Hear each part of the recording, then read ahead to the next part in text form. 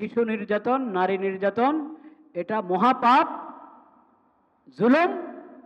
জুলুমের সাথে সাথে এটা হলো একবারই মারাত্মক ধরনের নাশুকরি। মারাত্মক ধরনের কি?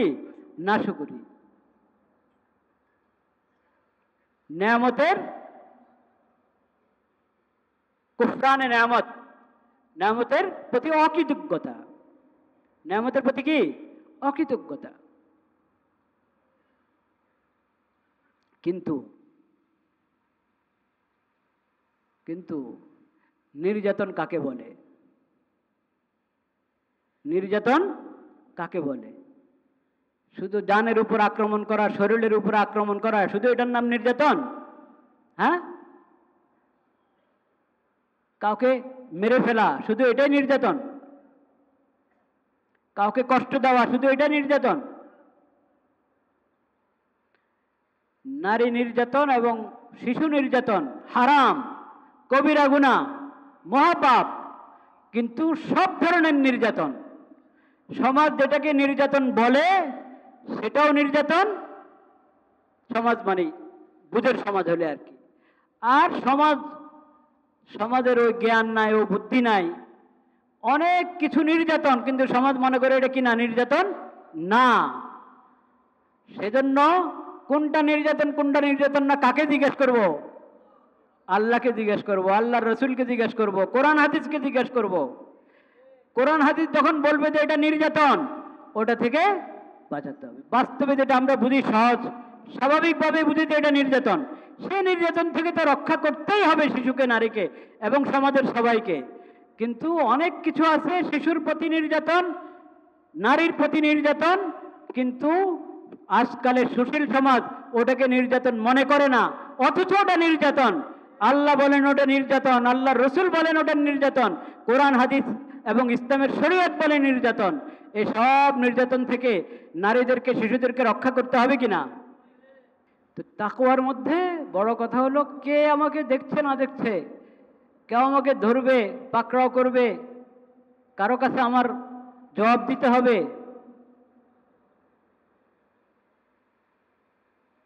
এগুলো চিন্তার বিষয় না। চিন্তার বিষয় হলো কি, আল্লাহ তো দেখছেন, দুনিয়ার কেউ না দেখক, দুনিয়ার কারো কাছে আমাকে জবাব না দিতে হোক, আল্লাহ দেখছেন, আল্লাহর কাছে জবাব দিতে হবে। আল্লাহ অসন্তুষ্ট হচ্ছেন, যার হক নষ্ট করছি সে জানে না, আল্লাহ জানেন, তার পক্ষ হয়ে আল্লাহ ধরবেন আমাকে। শুধু আখিরাতে ধরবেন এটা না, আখিরাতে তো ধরবেনই, দুনিয়াতেও আল্লাহ তাআলা ধরায় দিতে পারেন। দেন না? ধরায় দেন না? দেন। ধরায় দেওয়ার দৃষ্টান্ত তো চোখের সামনে, কিন্তু আমাদের বাংলাদেশি মানুষের মনে হয় স্মৃতিটা দুর্বল, স্মৃতিশক্তি কি দুর্বল, ভুলে যায় তাড়াতাড়ি, এজন্য শিক্ষা গ্রহণ করি না। তো আল্লাহ তাআলা বলছেন, নেক কাজে এবং তাকওয়ার কাজে একে অপরের সহযোগিতা করো। গুনার কাজে এবং জুলুমের মধ্যে, অন্যায়ের মধ্যে, অবিচারের মধ্যে কেউ কারো কি করবে না? সহযোগিতা করবে না। যদি মনে করো করলে আমাকে কে কি করবে, যদি মনে করো যে আমাকে কে কি করবে, তো এটা মনে করো যে ওয়াত্তাকুল্লাহ। পরের কথা আল্লাহ বলছেন ওয়াত্তাকুল্লাহ। দুনিয়াতে কেউ কিছু তোমাকে করতে পারে কি পারে না, ধরতে পারে কি পারে না, এটা বড় কথা না। আসল কথা হলো আল্লাহ আছেন, আল্লাহ আছেন। আল্লাহ ধরিয়ে দিলে দুনিয়ার ছোট থেকে ছোট, দুর্বল থেকে দুর্বলের হাতে তোমাকে ধরিয়ে দিতে পারেন, অসম্মান করতে পারেন, শাস্তি দিতে পারেন। আর আখিরাতে তো আল্লাহ রেখেছেন, এই আখিরাত হলো নেক কাজের পুরস্কারের জন্য এবং গুনাহ অন্যায়ের শাস্তির জন্য আখিরাত, কবর থেকে যেটা শুরু। ওয়াত্তাকুল্লাহ ইন্নাল্লাহা শাদীদুল ইকাব, ওয়াত্তাকুল্লাহ ইন্নাল্লাহা শাদীদুল ইকাব।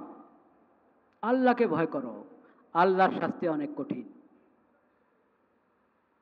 আল্লাহর শাস্তি অনেক কঠিন। আল্লাহু ইউমহিলু ওয়ালা ইউহমিলু। আল্লাহর কাছে আল্লাহ ছাড় দেন কিন্তু ছাড়েন না, আল্লাহ তাআলা ছাড় দেন, দেখি বন্দা কি করে, তওবা করে কিনা, ফিরে আসে কিনা। কিন্তু একবারই ছেড়ে দিবেন, কখনো তোমাকে ধরবেন না, এই আশা করব না। যখন ধরবেন ধরার মতো ধরবেন। ইন্না বাতশা রাব্বিকা লাশাদীদ, তোমার রবের পাকড়াও, তোমার রবের ধরা খুব শক্ত ধরা, খুব শক্ত ধরা। এই যে তাকওয়ার নীতিতে যদি আমরা চলি, গুনার কাজে অন্যায়ের কাজে কেউ কারো সহযোগিতা করবে না, নীতিটা দেখেন আল্লাহর। আর নেক কাজে তাকওয়ার কাজে সবাই সবার সহযোগিতা করবে। আমরা দেশে যদি শান্তি চাই, নিরাপত্তা চাই, তো এই নীতির বাইরে পাওয়া যাবে? পাওয়া যাবে না, এই নীতির বাইরে পাওয়া যাবে না। নেক কাজের জন্য কোনো হিন্দু ব্যক্তি দাঁড়াইছে, একটা নেক কাজ করবে, মুসলিম তার সহযোগিতা করবে। মুসলিম তার আপত্তি আছে নাকি হিন্দু লোক তার সাথে আমি তার কাজে সহযোগিতা করব না? না। নবী করিম সাল্লাল্লাহু আলাইহি সাল্লাম বলেছেন, মুসলিম শরীফের হাদিসে আছে, ইসলাম পূর্ব জমানায় কাফের মুশরিক সব, কিন্তু তারা একটা চুক্তি করেছিল। মক্কা মুকাররমা বাইরের লোকেরা এসে নির্যাতিত হয়েছে, এটা দেখে তাদের অন্তরে রেখাপাত করেছে এই ঘটনা, যে এখানে এসে আল্লাহর ঘরের কাছে এসে মানুষ নির্যাতিত হবে, এটা কেমন কথা। তারা মক্কার বড় বড় ব্যক্তিরা একসাথে হয়ে একটা চুক্তি করেছে, কোথাও যদি আমরা শুনি কোনো ব্যক্তি মজলুম হচ্ছে, নির্যাতিত হচ্ছে, তাহলে জালেম থেকে তার হক উদ্ধার করে দেওয়া পর্যন্ত আমরা ক্ষান্ত হব না, থামব না।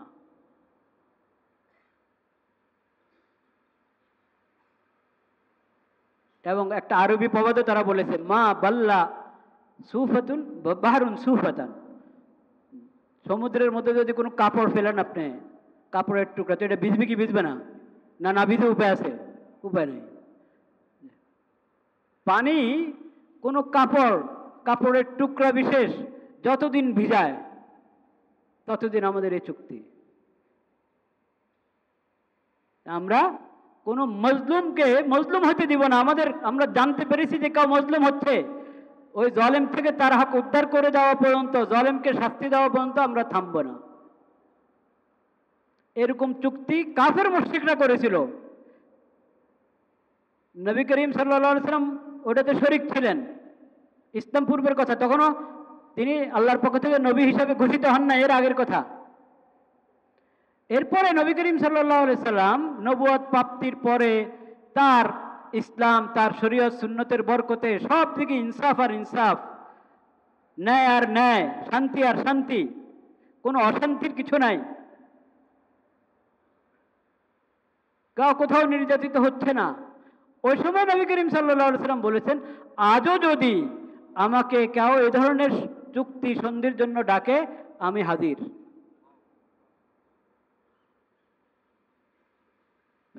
এখন দরকার নাই, ইসলামের বরকতে সব জায়গায় শান্তি এসে গেছে, নিরাপত্তা এসে গেছে, তাও নবী করিম সাল্লাল্লাহু আলাইহি সাল্লাম বলেছেন, এখনো যদি কেউ এ ধরনের চুক্তির দিকে আমাকে ডাক দেয়, আমি যাব। তাহলে ইনসাফ প্রতিষ্ঠার জন্য, কেউ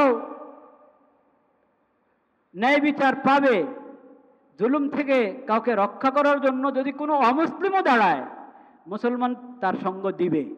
এটা হলো শরীয়তের বিধান। আর কারো উপরে জুলুম হচ্ছে, অন্যায় অবিচার হচ্ছে, পাপের কাজ, এটার দিকে কেউ ডাক দিচ্ছে, মুসলমান কখনো সঙ্গ দিবে না, সাড়া দিবে না। অমুসলিমদের কথা, কোনো মুসলমানও যদি অন্যায় কাজে ডাক দেয়, জুলুমের দিকে ডাক দেয়, অন্য মুসলিমরা তার সহযোগিতা করবে না, বরং ওই সময় সহযোগিতা হলো ওই জালেমকে জুলুম থেকে রক্ষা করা। ওই জুলুম থেকে কি রক্ষা করা, এটা হলো তার সহযোগিতা। নবী করিম সাল্লাল্লাহু আলাইহি সাল্লাম বলেছেন, উনসুর আখাকা জালিমান আও মাজলুমান, চমকিয়ে দেওয়ার মতো কথা। উনসুর আখাকা, তুমি তোমার ভাইয়ের সাহায্য করো, জালিমান আও মাজলুমান, সে যদি অত্যাচারী হয় তাও তার সাহায্য করো, আর অত্যাচারিত নির্যাতিত তাও তার কি করো, সাহায্য করো। অত্যাচার করছে তাও তার সাহায্য করো, অত্যাচারিত হচ্ছে, নির্যাতিত হচ্ছে, তাও তার সাহায্য করো। হ্যাঁ, সাহাবায়ে কেরাম জিজ্ঞেস করেন, ইয়া রাসূলুল্লাহ হাদাল মজলুম ফামা বালুজ জালিম, মজলুম যে নির্যাতিত হচ্ছে তার সাহায্য করতে হবে এটা তো বুঝলাম, কিন্তু জালেমের সাহায্য করা এটা তো বুঝলাম না ইয়া রাসূলুল্লাহ। কারণ কমন সেন্স, জালেমের সাহায্য করবে কিভাবে? আর তাছাড়া নবী করিম সাল্লাল্লাহু আলাইহি ওয়াসাল্লামের শিক্ষা, তার নির্দেশনা, তার সাহায্যে থাকতে থাকতে ওনাদের যে ঈমান, যে তাকওয়া পয়দা হয়েছে, এটা তো প্রশ্নে আসে না কোনো জালেমকে কি করবে, সাহায্য করবে। এখন নবীজি বলছেন জালেম হলেও তার সাহায্য করো। নবী করিম সাল্লাল্লাহু আলাইহি ওয়াসাল্লাম বলেছেন, আরে মজলুমকে তো জুলুম থেকে রক্ষা করবা, জুলুম থেকে বাঁচাবা, এটা হলো তার সাহায্য। আর জালেমকে দোনো হাত ধরবা যাতে সে জুলুম না করতে পারে, জালেমের দোনো হাত ধরো যাতে সে জুলুম না করতে পারে, কারো উপরে নির্যাতন না করতে পারে, এটা হলো জালেমের সাহায্য। তাহলে জালেমকে জুলুম করতে দেওয়া তার সাহায্য, নাকি তাকে জুলুম থেকে বিরত রাখা তার সাহায্য? জুলুম থেকে বিরত রাখা তার সাহায্য। জুলুম যার উপরে হোক, যার উপরেই জুলুম করা হবে সেখানে আমাকে জালেমকে জুলুম থেকে বিরত রাখতে হবে। নারীর উপরে জুলুম হচ্ছে, শিশুর উপরে জুলুম হচ্ছে, জুলুম হতে দিব না জালেমকে বাধা দিব? পুরুষের উপরে জুলুম হচ্ছে, জালেমকে বাধা দিতে হবে না? হ্যাঁ, না খালি নারী নির্যাতন, শিশু নির্যাতন ওটা বন্ধ হলে চলবে, পুরুষ নির্যাতন বন্ধ হতে হবে না? বন্ধ হতে হবে। কিন্তু নারী, শিশু একবারেই দুর্বল, নারী তুলনামূলক দুর্বল, এবং কোনো এলাকায় কোনো পরিবেশে তাদের উপরে হয়তো জুলুমও বেশি হয়, সেজন্য এটাকে আলাদা করে গুরুত্বের সাথে বলা হয়। নারী নির্যাতন এবং শিশু নির্যাতন কি হতে হবে? বন্ধ হতে হবে। আসলে সব নির্যাতন বন্ধ হতে হবে। যুবকদের উপর নির্যাতন, বুড়োদের উপরে নির্যাতন, পুরুষের উপরে নির্যাতন, মহিলার উপরে নির্যাতন, সব নির্যাতন বন্ধ হতে হবে। মুসলমানদের উপর নির্যাতন বন্ধ হতে হবে, হিন্দুদের উপর নির্যাতন বন্ধ হতে হবে। যত সংখ্যালঘু আছে সবার উপর, কারো উপর নির্যাতন করা যাবে? যাবে না। তাহলে কি সংখ্যাগরিষ্ঠ যারা, ওদের উপরে নির্যাতন করা যাবে? কারো উপরে নির্যাতন করা যাবে না। সংখ্যালঘুর ব্যাপারে খুব বলি আমরা, সংখ্যালঘুদের অধিকার রক্ষা করতে হবে, বলা উচিত, 100 বার বলেন। তাদের অধিকার, তাদের যে প্রাপ্য, তাদের যে পাওনা, সেটা অবশ্যই প্রতিষ্ঠিত হতে হবে। মানুষ হিসাবে, আদম সন্তান হিসাবে, আল্লাহর মখলুক হিসাবে যত অমুসলিম সবারই কি আছে? একটা অধিকার আছে। সেই অধিকার লঙ্ঘিত করা, সেই অধিকার ক্ষুণ্ণ করা, নষ্ট করার কারোর জন্য কিনা বৈধ না। কিন্তু সংখ্যাগরিষ্ঠ হলে মনে হয় যেন তাদের উপরে কোনো নির্যাতনে হয় না, ওদের নির্যাতন মনে হয় যেন বৈধ, এমন একটা ভাব। বুঝতে পেরেছেন? সাইফুল ইসলাম আলিফ, সাইফুল ইসলাম আলিফ, আল্লাহর নেক বান্দা, মুসলিম, তাওহীদ ওয়ালা, লা ইলাহা ইল্লাল্লাহ ওয়ালা, ওকে কুপিয়ে জবাই করে হত্যা করা হলো, এটা নির্যাতন না? নির্যাতন? সংখ্যাগরিষ্ঠ, এটা নির্যাতন হবে কিভাবে?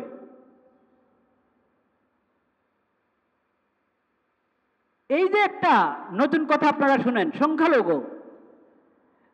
ইসলামকে যদি আমরা চিনতাম, ইসলামকে বুঝতাম, তাহলে সংখ্যালঘু শব্দ বারবার বলতাম না। ইসলাম বলে সংখ্যালঘু না, একজন, শুধু একজন আছে হিন্দু, একজন খ্রিস্টান, তার অধিকার রক্ষা করার কথা শরীয়ত বলে কি বলে না? বলে। কোন এলাকায় মুসলমানদের হাতে ক্ষমতা, রাষ্ট্র কার হাতে? মুসলমানদের হাতে, কিন্তু মুসলমান 1 লাখ, হিন্দু, খ্রিস্টান, বৌদ্ধ 1 কোটি। বিশ্বাস হয় না আপনাদের? না, ইসলামের ইতিহাস জানি না তো আমরা? ইসলামের ইতিহাসে এরকম ঘটনা আছে যে যাদের হাতে ক্ষমতা, মুসলিম উম্মতের হাতে ক্ষমতা, তারা সংখ্যা কম, আর প্রজা মধ্যে বেশিরভাগ হলো অমুসলিম। বেশিরভাগ কি? অমুসলিম। তারা শান্তিতে ছিল কি ছিল না? নিরাপত্তা ছিল কি ছিল না? ইসলাম এই কথা বলে না যে সংখ্যালঘুদের অধিকার দাও, ইসলাম বলে প্রত্যেককে তার অধিকার দাও। শুধু সংখ্যালঘুর কথা কেন? যেই মজলুম তার পক্ষে তুমি দাঁড়াও। জুলুম করেনওয়ালা তোমার বাবা, তোমার ভাই, তোমার দলের লোক, তোমার নেতা, তোমার নেত্রী, যে জুলুম করেনওয়ালা হয়, তুমি জালেমের পক্ষে দাঁড়াবা না। কার পক্ষে দাঁড়াবা? মজলুমের পক্ষে দাঁড়াবা। জালেমের দুনো হাত বাঁধবা, হাত ধরো তার, সবাই ধরে তার দুনো হাত ধরে রাখো। একবারে এই কথা আছে হাদিস শরীফে, নবী করিম সাল্লাল্লাহু আলাইহি ওয়াসাল্লাম ঠিক এই কথা বলেছেন। দুনো হাত ধরো তার, ধরে তাকে জুলুম যেন না করতে পারে, মজলুম যাতে রক্ষা পায়, সেই ব্যবস্থা নাও। তোমরা যদি এই ব্যবস্থা না নাও, আল্লাহ তোমাদেরকে শাস্তি দিবেন। জালেমকে যদি তোমরা জুলুম থেকে বিরত না রাখো, নির্যাতিত এবং অত্যাচারীর পক্ষে যদি তুমি না দাঁড়াও, তাহলে আল্লাহ তোমাদেরকে শাস্তি দিবেন। কোরআনেরও কথা, হাদিসেরও কথা। কিন্তু এটা আসবে কোত্থেকে? যদি কি থাকে? তাকওয়া থাকে। যদি কি থাকে? তাকওয়া থাকে।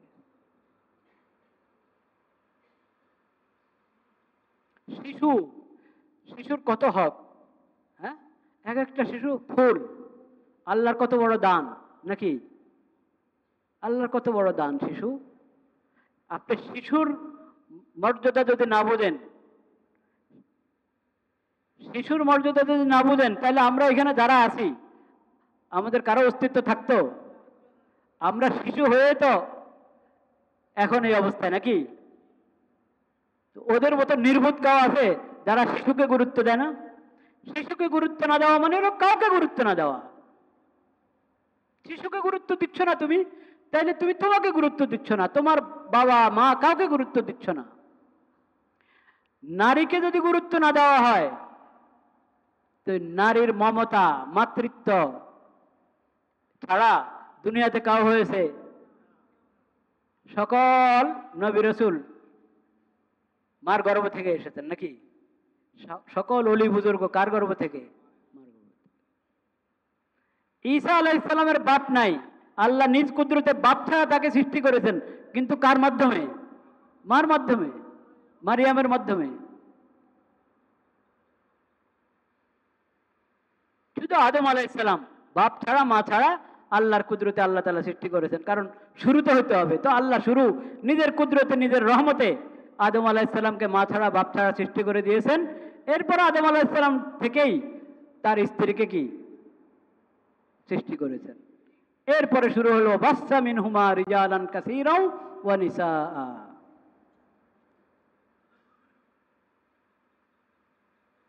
শিশু নির্যাতন, নারী নির্যাতন, এটা মহাপাপ, জুলুম।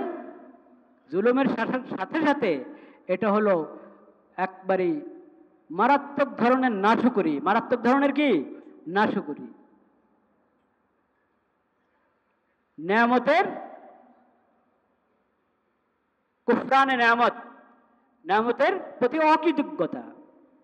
নেয়ামতের প্রতি কি? অকৃতজ্ঞতা। কিন্তু কিন্তু নির্যাতন কাকে বলে?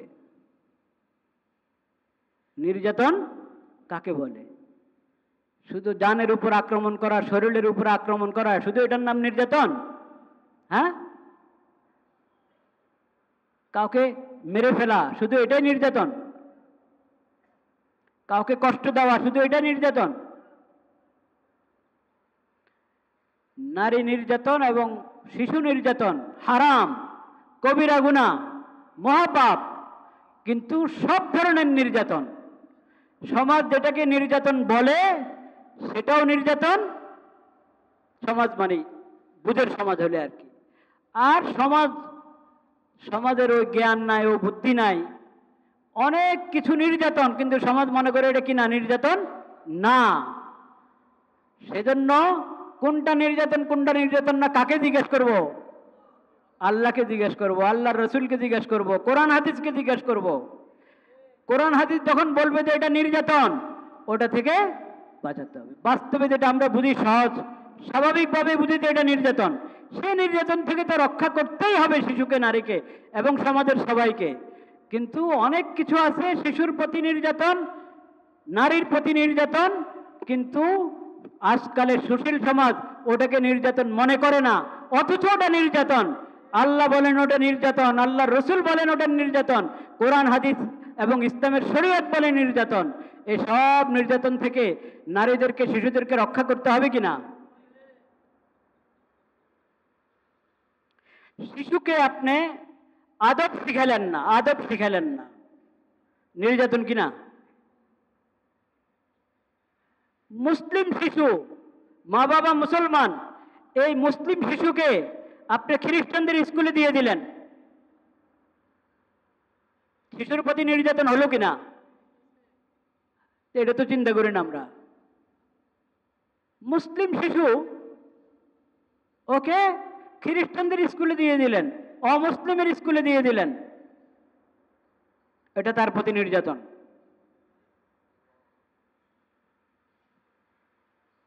মা বাবা মুসলমান, মুসলিম শিশু, এই মুসলিম শিশুকে কোরআন শেখানো হলো না, নামাজ শেখানো হলো না, আদব শেখানো হলো না, আল্লাহর বন্দেগী কিভাবে করবে এটা শেখানো হলো না, তাকে শুধু জাগতিক শিক্ষা লাগিয়ে দেওয়া হলো।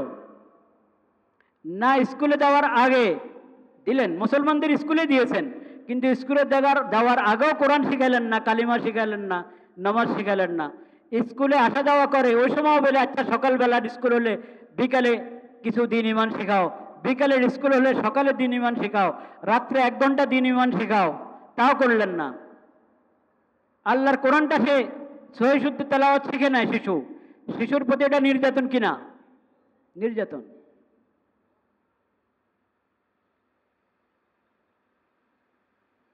আদব শিখালাম না, মানুষ বানালাম না, অহংকার হারাম এটা তাকে শিখালাম না, জুলুম হারাম এটা তাকে শিখালাম না।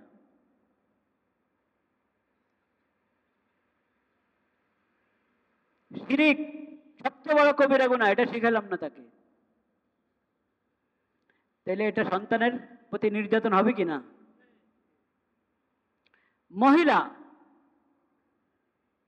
তার ইজ্জত রক্ষার জন্য সে সেবে থাকতে পারে, সেজন্য সে চায় নিকাব লাগাবে, হিজাব লাগাবে, তার এটার অনুমতি দেওয়া হচ্ছে না, এটার জন্য তাকে ব্যঙ্গ করা হচ্ছে, এটা নির্যাতন কিনা? এটা নারীর নির্যাতন কিনা? এটাও নারীর নির্যাতন। মহিলা চায়, সে আল্লাহ তাকে মহিলা বানাইছেন, মহিলা হিসাবে থাকবে। এখন জাতিসংঘ বলে না আমরা তোমাদের দেশে অফিস খুলবো মানবাধিকারের, ওই অফিস খুলে আমরা নারীদেরকে বলবো তুমি পুরুষ হয়ে যাও, পুরুষকে বলবো নারী হয়ে যাও, এটা নির্যাতন কিনা?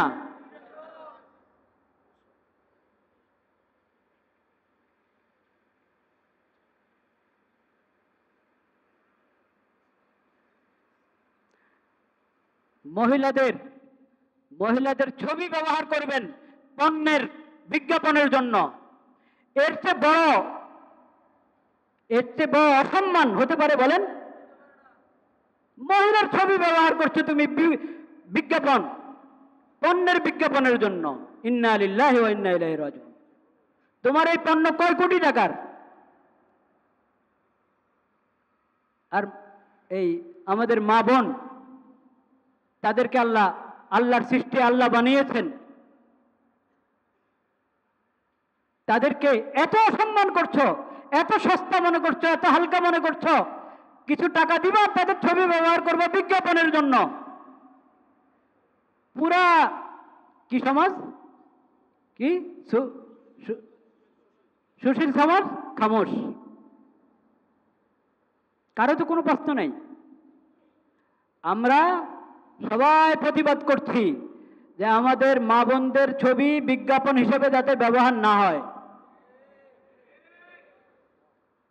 কোথাও না কোনো পত্রিকায় না রাস্তাঘাটে, কোথাও না। এত সস্তা মহিলারা।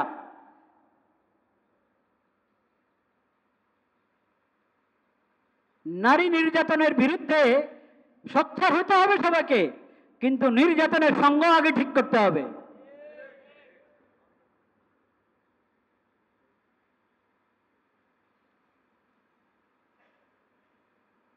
ভাইরা আমার, যেখানে আমরা জানবো শুনবো যে কোনো শিশু কোনো নারী নির্যাতিত হচ্ছে, সেখানে আমরা জরুরি ব্যবস্থা গ্রহণ করব।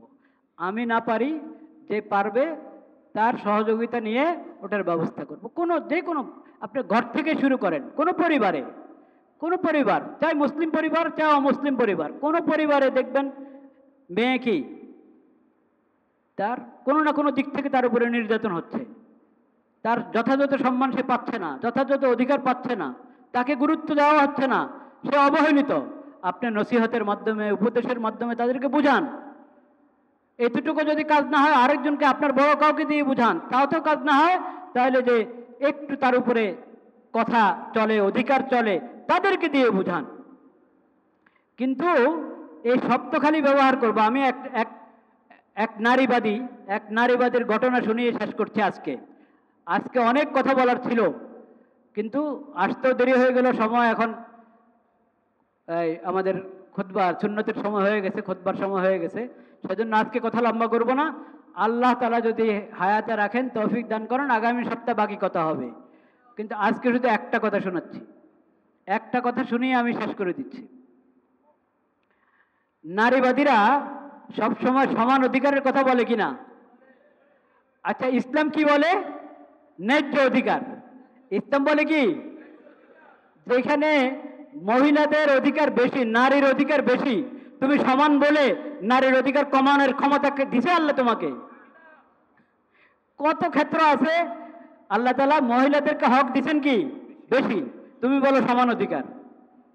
ইসলামের ভাষা হলো ন্যায্য অধিকার। কি ন্যায্য অধিকার? হ্যাঁ, সমান অধিকার শব্দটা যদি আপনি ন্যায্য অধিকারের অর্থে ব্যবহার করেন, আপনি বলেন যে ভাই আমরা সমান অধিকার বলতে বোঝাচ্ছি ন্যায্য অধিকার, তাহলে ঠিক আছে। কিন্তু সমান অধিকার অঙ্কের সমান যদি মনে করেন, তাহলে এটা কোনো কথা না। আসল কথা ইসলামের শিক্ষা, এবং যেটা ইনসাফের আদালতে আপনি পেশ করেন, বলতে হবে কি ন্যায্য অধিকার, সবার ন্যায্য অধিকার প্রতিষ্ঠিত হতে হবে। কিন্তু তথাকথিত নারীবাদীরা বলে কি সমান অধিকার, সমান। এক নারীবাদী, আমি নাম বলবো না, দেশের এলাকার নাম বলে দিচ্ছি, যশোরের ঘটনা। কোন জায়গার? যশোরের ঘটনা। ব্যক্তির নাম বললাম না, বলার দরকারও নেই। ও বাপ যখন ইন্তেকাল করলো, তারা কয়েক ভাই, অন্য ভাইরা বলতেছে যে আমরা আমাদের বোনদের হিস্সা, প্রত্যেকের হিস্সা যার যেটুকু পাওনা সব দিয়ে দেওয়া দরকার, আমরা বসি হিসাব কিতাব করে বোনদের হিস্সা দিয়ে দিই, শরীয়ত মতে বোনদের হিস্সা দিয়ে দিই। ওই নারীবাদী বলে যে না, দেওয়া যাবে না। কেউ ও বলে সমান দাও, ওরা বলছে আল্লাহ যার হিস্সা যা ঠিক করছে ওটা দিয়ে দাও। অন্য বাইরে বলতেছে ও দিতে রাজি নাই, বসতে রাজি নাই। এই হলো নারীবাদীদের হাকিকত। এইদিকে শরীয়তের বিরুদ্ধে বলে, কোরআনের বিরুদ্ধে, হাদিসের বিরুদ্ধে বলে যে বাপ মারা গেছে তখন ভাই বোন, হ্যাঁ আল্লাহ তাআলা বলেছেন লিযাকারি মিসলু হাজ্জিল উনসায়াইন, ছেলে ডবল পাবে। কার থেকে? মেয়ে থেকে। বাপের অংশ যদি বাপে যা রেখে গেছে, এখন 3 ভাই 2 বোন, কয়জন হলো? 5 জন। তো 3 ভাইকে তুমি 6 বোন ধরো, আর 2 জন, কয়জন হবে? 8 জন। সম্পত্তি 8 ভাগে ভাগ করে আপনার 2 ভাগ প্রতি ছেলেকে দাও, আর 1 ভাগ প্রতি মেয়েকে দাও। এটা হলো শরীয়তের কথা। এটার পিছনে হাজারো যুক্তি আছে, বড় বড় যুক্তি আছে। আল্লাহর সব বিধানে যুক্তি থাকে, কিন্তু আমরা আল্লাহর বিধান যুক্তি দিয়ে মানবো না, আল্লাহ বলেছেন এই জন্য মানবো। বাস, আল্লাহ বলেছেন, আমাদের কোনো যুক্তি দেখার দরকার নাই। কিন্তু কোনো যুক্তিবাদী যদি আমাদেরকে চ্যালেঞ্জ করে, তাহলে আমরা তার সামনে যুক্তি পেশ করতে পারবো ইনশাআল্লাহ, কিন্তু আমরা করার দরকার মনে করি না। যেহেতু আমরা শরীয়তের বিধান হওয়ার কারণে আল্লাহ বলেছেন, আল্লাহ রসুল বলেছেন, এই জন্য মানি। কিন্তু ওই নারীবাদী যে প্রশ্ন উঠায় যে আল্লাহ মেয়েদেরকে কম দিছে, কোরআন মেয়েদেরকে কি দিছে? কম দিছে। এখন সে দিতে রাজি নেই। অন্যবারে বলে দাও, ভাগ করে দাও বন্ধের হিস্সা, সে দিতে রাজি নাই। এ হলো নারীবাদীদের হাকিকত। আল্লাহ রাব্বুল আলামিন এরকম তথাকথিত নারীবাদীদের থেকে আমাদের দেশকে রক্ষা করেন। বাস্তবে যারা নারীবাদী আসলে চায় নারী শিশু সবার অধিকার, ন্যায্য অধিকার প্রতিষ্ঠিত হোক, সবাই নির্যাতন থেকে রক্ষা পাক, বাস্তবে যারা চায় আমরা তাদেরকে 100 বার মোবারকবাদ জানাই। আল্লাহ তাআলা আমাদের সবাইকে কবুল করেন। ওয়া আখিরু দাওয়ানা আলহামদুলিল্লাহি রাব্বিল আলামিন।